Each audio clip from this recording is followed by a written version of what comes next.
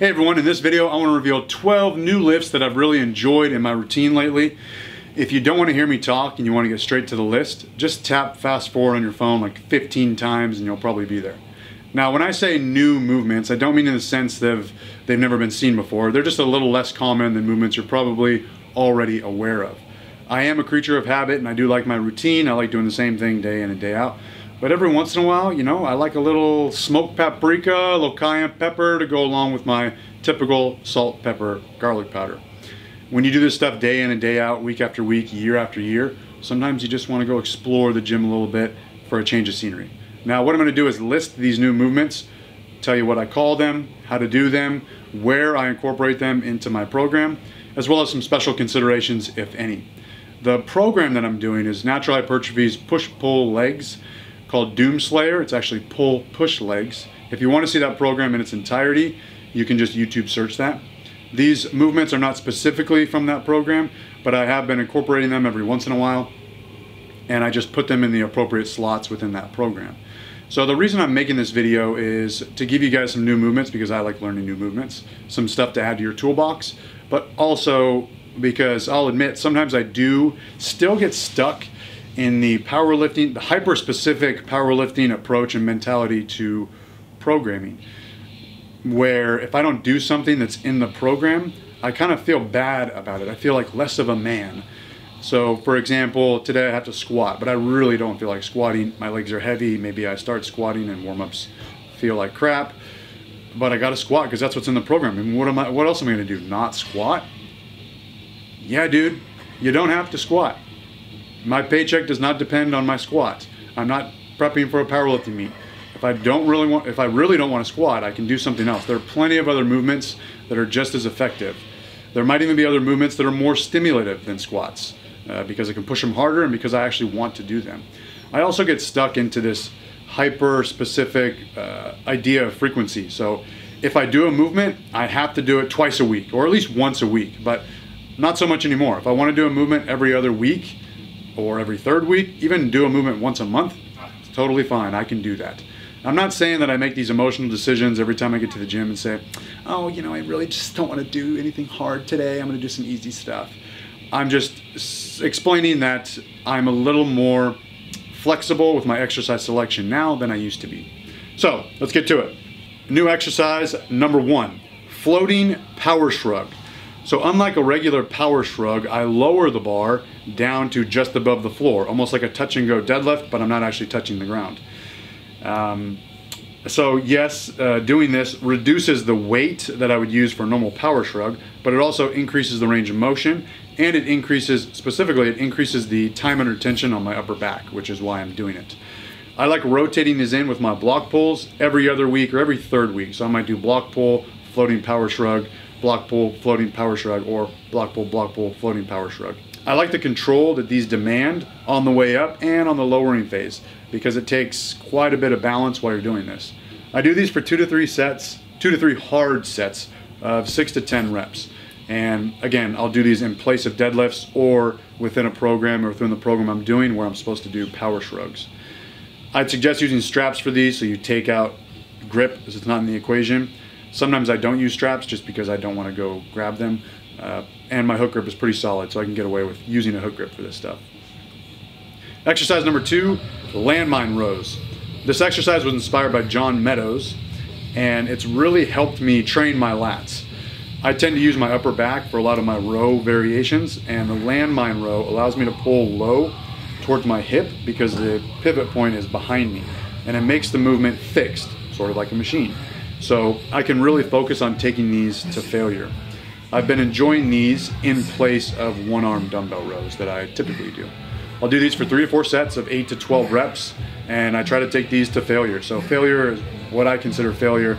I'm trying to pull these until I can't get my hand past my knee height on just the last couple reps. So the last couple reps might look like pulsing half reps, which is fine. Number 3, one-arm dumbbell press. So I feel a unique stress on my shoulders when I do these. It's a little bit different than doing them with both arms simultaneously. Maybe that's the instability or it's the fact that I can focus on one arm at a time, but for whatever reason, I like them. I do these on my push day in place of barbell overhead press, sometimes after barbell overhead press. I might do 2 sets of barbell overhead press and then 2 sets of these.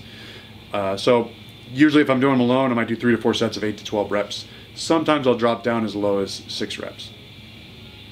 Number 4 is a curtsy lunge. I really like doing lunges and I like doing unilateral leg training. I got this idea from Adriel Mays on Instagram.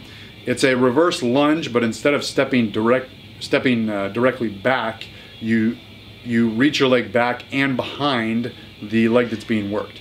So as you can see in this video. The first thing I noticed when I started doing this was a huge stretch in the glute, a huge stretch on the glute of the side that's being worked. And I'll be honest, it feels good to move side to side every once in a while, not just front to back with all my exercises. I'll do these on lower body day, usually after squats, but sometimes before. I like to kind of warm up with these or even pre-fatigue myself before squats. And I'll do 2 to 3 sets of 8 to 12 reps per leg. If you have not been doing any unilateral training, I would say start with 1 to 2 sets because these can make you extremely sore. Number 5, side bends. I got this idea from Alec Blennis after he posted, just watching him on Instagram, but also after watching his ab training YouTube video. And let me tell you, this exercise is more than it looks. It is just a side bend, but it's on a 45-degree back extension. The first time I did this, I went into it thinking I'm going to add some weight because I'm pretty strong, but I noticed that my range of motion, my side-to-side range of motion is not great.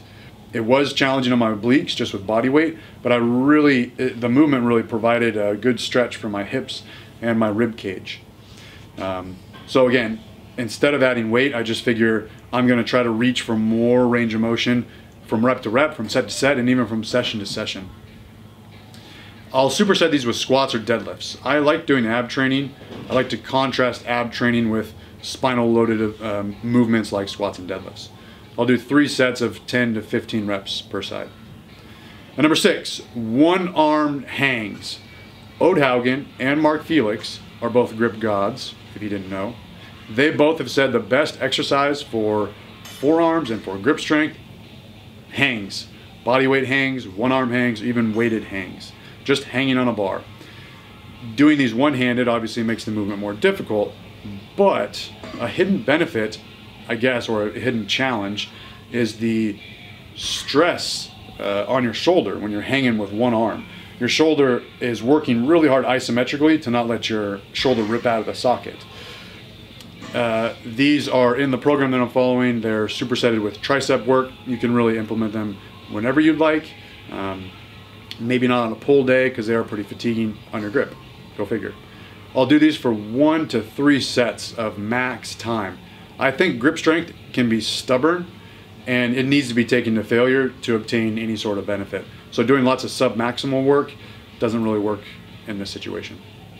Number 7, commando knees to elbows. So I am wearing underwear. The reason it's called commando is because a commando pull-up is where you grab a bar like this and you do pull-ups. But I'm doing a commando grip knees to elbows. I don't think that all ab work needs to be endless pulsing reps, super high reps. It can be lower reps, it can be more difficult movements, and it can even be weighted movements. I really feel this exercise in particular deep in my abdominal muscles and my obliques and my serratus muscles. I like to do these strict and with minimal swing, and because for me personally 75% of my total body weight is my lower body, these are pretty challenging. If you can't do 10 bodyweight pull-ups around that, I don't think this is a movement for you because your lack of pull-up strength is really going to limit you here. I'll do 6 to 8 slow and controlled reps, trying to bring my elbows all the way up to, trying to bring my knees all the way up to my elbows. And once I can no longer do that, I'll just still do some knee raises until failure, until maybe 10 to 12 total reps. I like doing these before, sometimes after my pull-ups or lat pull-downs.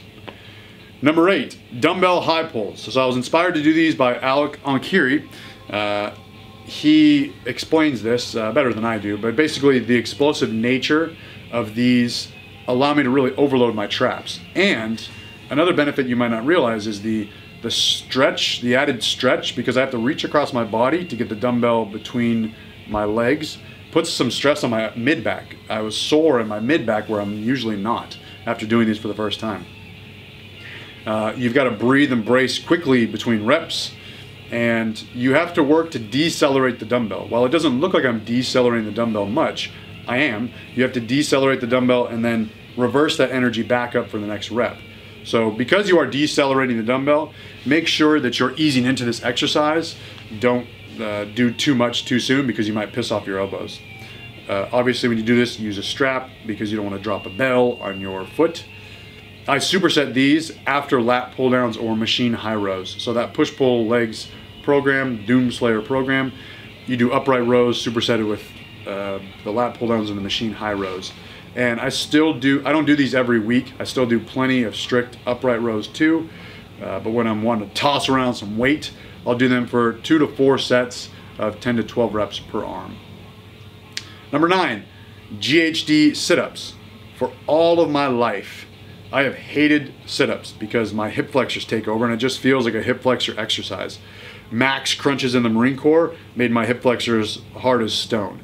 I do enjoy straight leg sit-ups. On the ground, I'll do straight leg sit-ups and add a little bit of difficulty, or just to lower the reps, I'll hold a plate up and I'll kind of do my extension there or my sit-up there. That feels better on my hip flexors. But doing them on the GHD just adds a range of motion that you can't get into if you're laying on the ground. I like to superset these with deadlifts to pair some spinal flexion of the deadlift with spinal extension of these sit-ups on the GHD. I try not to fling my upper body up with momentum. I try not to throw my hands up. I just use my abs to lift my upper body up.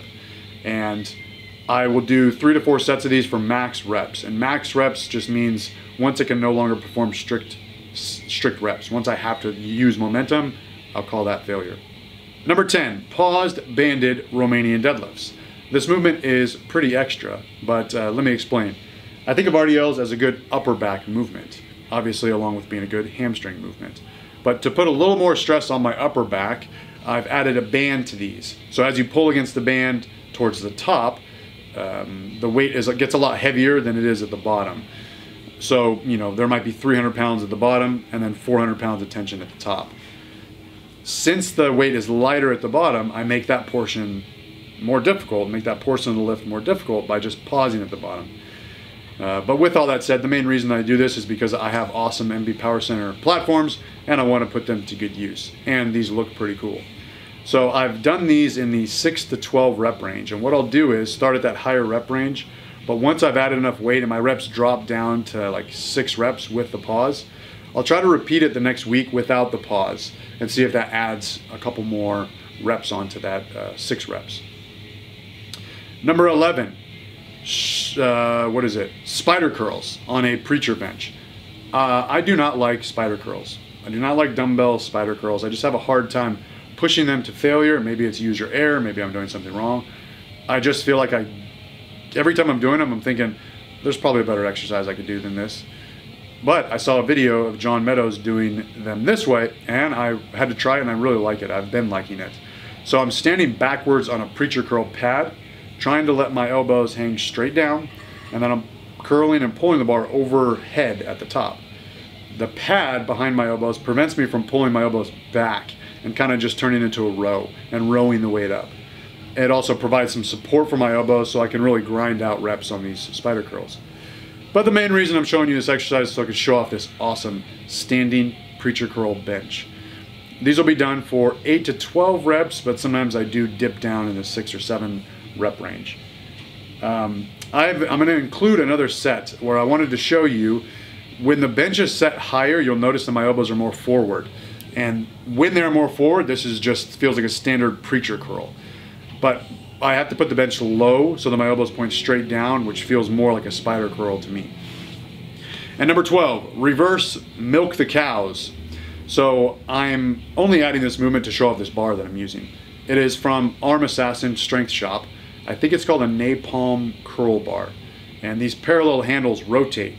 So when you're doing hammer curls with this thing, you can turn your wrist at the top, kind of like I think it's meant for arm wrestlers. But I've been using them for lying overhead tricep extensions. The parallel grip and this bar, the way it's shaped, it prevents me from bringing the bar over my head and my neck at the top because that just feels awkward. It's hard to hold on to when you pull it that far forward. So the stress never leaves my triceps. The stress stays in my triceps because I'm not pulling the bar over my face or neck. And the parallel grip feels really comfortable to me. It's like using dumbbells. Feels better on my wrists. But unlike dumbbells, it's a fixed bar, so I can really go ham on this movement and grind out reps way beyond what I normally do. I have used an SSB before. It's the same concept. That feels good, but the SSB is cumbersome and it's sometimes difficult to use. Now, it's also, this bar has an attachment, so you can do pull downs, or I could do cable tricep extensions. I just haven't tried that yet. I do these for as many reps as it takes to get my feet to start dancing. That's it. Thanks for watching, and always remember, try down time.